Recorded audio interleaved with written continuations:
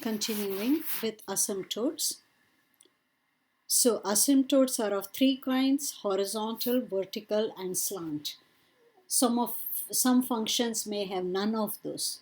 Okay, let's go through each one. Horizontal asymptote. You get horizontal asymptote if either limit x approaching positive infinity of fx is some number, or limit x approaching negative infinity of fx is some number.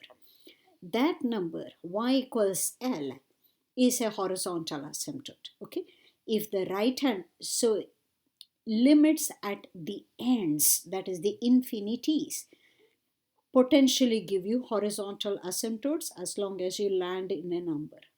Okay, now if you don't land in a number, say you go to infinity or a negative infinity, you don't get a horizontal asymptote, but it is still useful information. Okay, the next type is the vertical asymptote. When do you have vertical asymptote? It's almost always in between, if at all. So how do you approach it? For any number a, if the right hand limit goes to infinity, or the left hand limit goes to infinity, or right hand limit goes to negative infinity, or the left hand limit goes to negative infinity at a number a, then you have vertical asymptotes. Okay. Now, in sketching the curve, it is very useful to know exactly which of the statements is true. Okay. In other words, here it is. If you approach a from the right and you are going to infinity, then somewhere here is a, you go to infinity on the right. Okay. So it matters which direction you are coming from. Slant asymptotes. Slant asymptotes, you will learn more about it, but this is more to say that your function is close to a line. Okay, so let's look at our summary. Asymptotes. How do you get horizontal asymptotes? If the limit x approaching infinity or limit x approaching negative infinity result in a number, that gives you horizontal asymptotes. So detecting asymptotes, first check for horizontal asymptotes by looking for these limits. Vertical asymptotes at any number in your domain or not. Okay, this is where you look for the denominator. Okay, if the right hand limit or the left hand limit is either a positive or a negative infinity, you get vertical asymptotes. Slant asymptotes you look for when f minus a linear function has a limit of 0, infinite limit. F minus a linear function. For example, here is a function that is getting very close to this line. In other words, their difference is going to 0. Okay, so those are the three asymptotes possible while sketching. Okay, so these are the things you have to watch out for: infinite limits, finite limits from the right or left resulting in infinities, or whether a function is close to a linear function. Okay. Now, the next item in our checklist is intervals of increase or decrease. How do we look at it? This is where you use the increasing decreasing test, increase decrease test, for which you need to compute derivative. Okay. Intervals on which derivative is positive, f is increasing.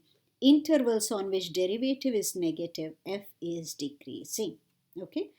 So, to continue, to determine intervals of increase and decrease, first compute derivative. Then look, using test points, look for intervals where f prime is positive. That is where our function f is increasing. Likewise, on intervals using test points, see where f prime is negative. There our function is decreasing. Okay.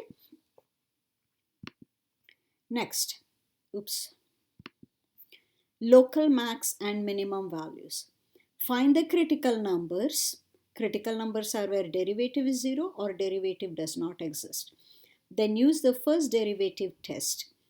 If f prime changes from positive to negative, then fc is a local maximum, and so on. Okay, so this let me explain in drawing a picture. On the other hand, second derivative test is also quite easy. Second derivative greater than 0, fc is a local minimum, assuming c is a critical number. Let's look at it using a picture. So, to determine local max or minimum values, what do? Find critical numbers. What are critical numbers? Numbers where derivative is 0 or derivative does not exist. So here I have derivative here is 0. Suppose on the left derivative is less than 0 and derivative is greater than 0 on the right. This less than 0 derivative means you are decreasing. You are decreasing here. Okay. Derivative is greater than 0 on the right means you are increasing here. So what do we have here? This gave me a local minimum.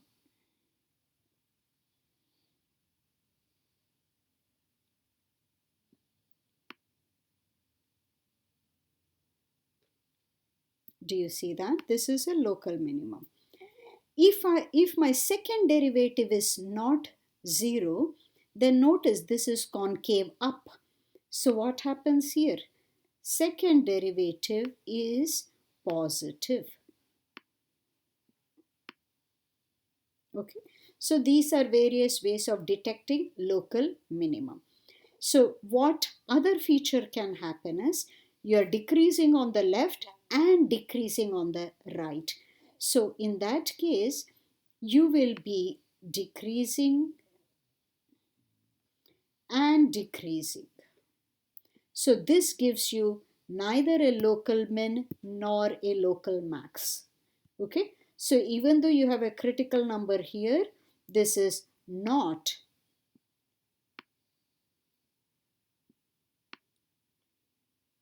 local min or local max. Okay.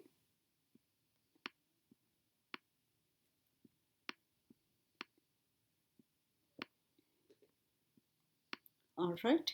Now, the other option is on the left of C, derivative is positive.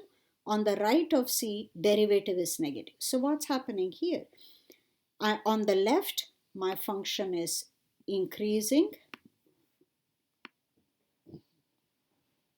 And on the right, my function is decreasing. So what kind of a position is this? This is a local max.